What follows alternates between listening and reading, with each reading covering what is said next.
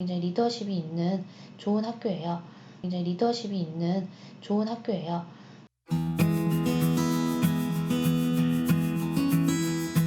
안녕하세요. 입시 읽어준 여자입니다. 오늘은 숙련여자대학교에 대해서 알아볼 텐데요.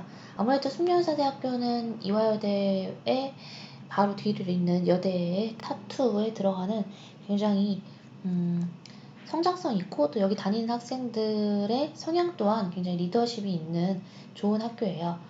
그럼 우리가 좀 집중적으로 보게 될 전형에 어떤 게 있을까요? 논술 우수자 전형, 그다음에 교과 전형. 교과 전형인데 작년까지는 이름이 학업 우수자 전형이었기 때문에 이름을 좀 이번에 바꾼 게 차라리 나은 것 같긴 해요. 근데 숙명인재 1이 서류형이고 숙명인재 2가 면접형인데 원래는 면접의 반영 비중이 되게 높은 학교였거든요. 근데 이번에 서류로만 선발을 한다고 하는데 이거 좀 나중에 분명히 좀 실망할 겁니다. 아마 내년에는 또 바꿀 거예요. 제 예상이 맞는지 한번 보세요. 일단 서류형을 섣불리 도전하는 학교들은 특징이 있습니다. 간보는 거 없이 너무 많이 바꿨잖아요. 그런 경우에는 다시 돌아오는 경우가 많습니다. 한번 보세요. 내년에 어떤지. 그래서 지금 숙명인재 전형하고 교과 전형, 논술 전형 위주로 좀 살펴보고요. 학교생활 기록부의 어떤 서류 심사나 면접은 어떻게 진행이 되는지 이런 거를 좀 살펴보면 좋을 것 같아요. 숙명여자대학교는 제가 이제 숙명여대를 많이 보냈는데 그 중에 상당수의 학생들이 법대를 가서 아나운서가 되는 그런 루트를 탔습니다.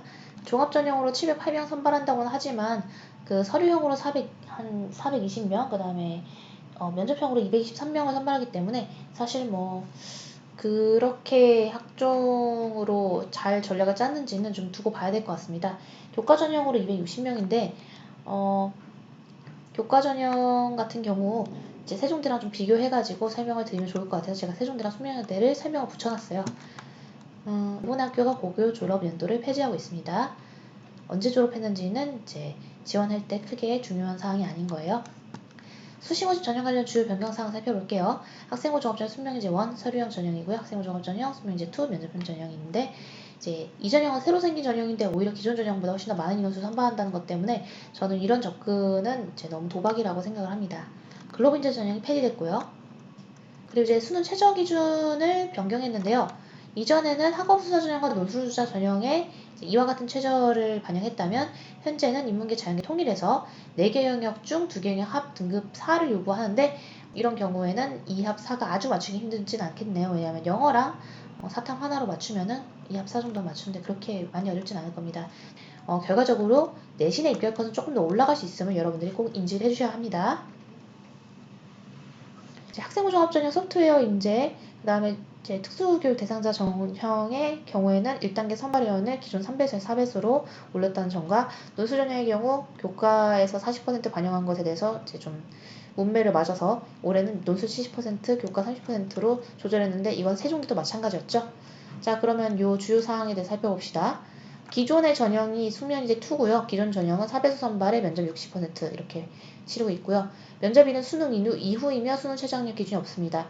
서류형 또한 수능 최저가 없다는 건 같지만 서류형에서는 오로지 생활기록부만 채점하기 때문에 여러분들이 알고 있는 그 한양대의 그 학종을 따왔다고 생각하시면 되세요. 하지만 저는 면접을 보지 않는 학종은 대필이라던가 어떤 그 학생에게 투자된 사교육발의 학생을 뭐 별도로 이 학생이 정말 좋은 학생인지 검증할 수 있는 기회를 잃었다고 생각하기 때문에 이런 서류형 전형에 대해서 굉장히 반대하는 입장을 취하고 있습니다. 저렇게 보면 안 돼요.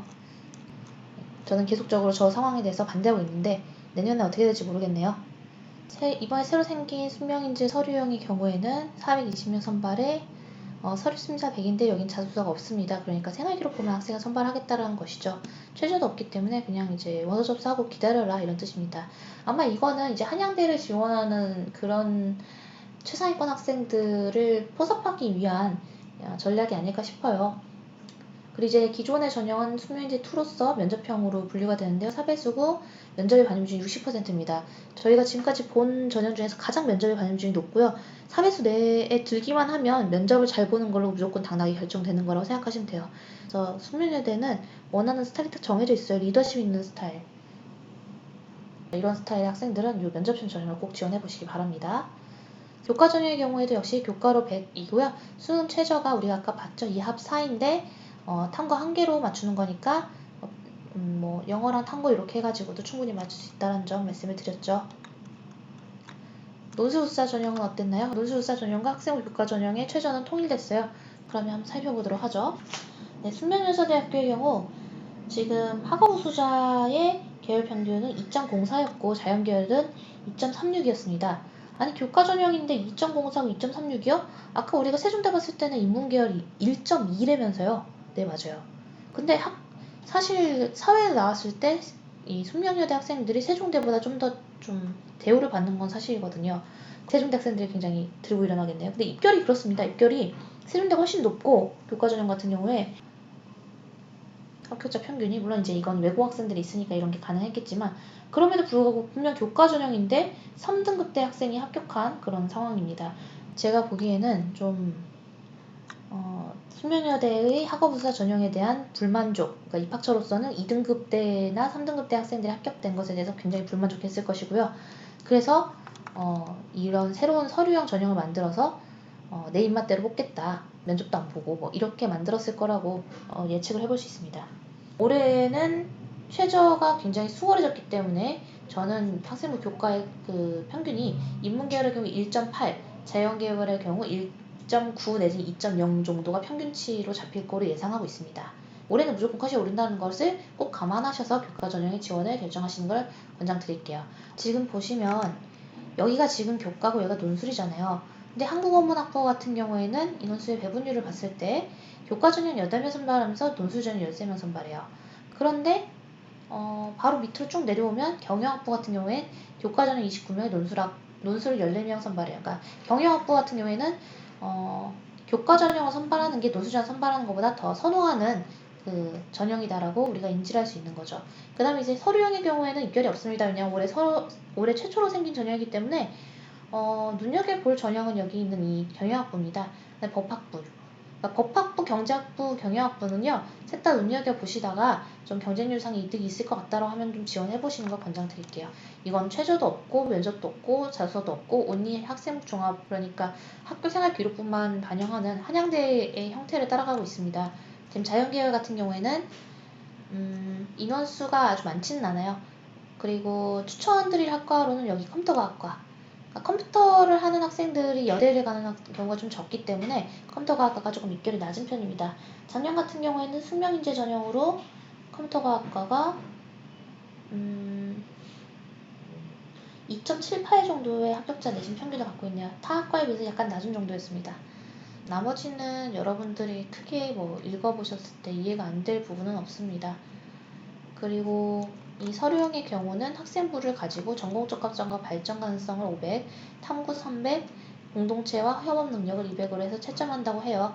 그러면 다음 편에서는 우리가 경쟁률 자료를 보면서 숙명여자대학교에 대해서 좀 더 분석을 해보면 좋을 것 같습니다. 다음 동영상에서 만나요. 안녕.